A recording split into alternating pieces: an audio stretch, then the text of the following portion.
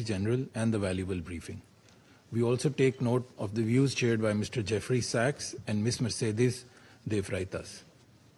I welcome the participation of the permanent representative of Venezuela alongside the representatives of other countries from the region and beyond in the meeting. Mr. President, Pakistan views the recent developments in Venezuela with profound concern. In a world already beset by multiple crises, escalating tensions and instability in the Caribbean do not augur well for regional and international peace and security. The UN Charter enjoins us to refrain from the threat or use of force against the territorial integrity or political independence of any state. The UN Charter also binds member states to sovereign equality, non-interference in the internal affairs of others, and settlement of international disputes by peaceful means. Unilateral military action contravenes these sacrosanct principles and the doctrine of sovereign immunity. Such actions set dangerous precedents that risk eroding the foundations of the global legal framework.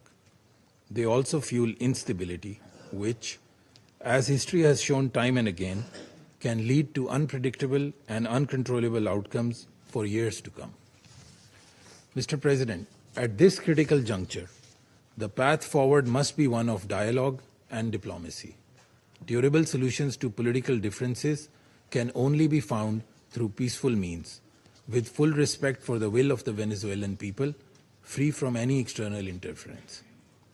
We hope that Latin American and the Caribbean region, as a zone of peace, will remain free from conflict and confrontation and continue its march towards enhanced regional cooperation and improved prosperity for the people.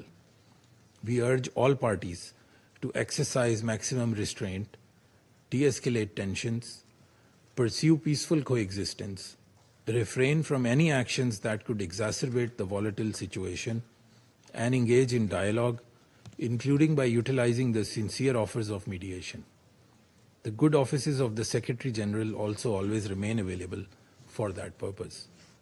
Lastly, Mr. President, I affirm Pakistan's commitment to contributing constructively to the discharge of the Security Council's primary responsibility for addressing the threat to international peace and security by diffusing tensions, promoting pacific settlement, and upholding respect for international law and the UN Charter.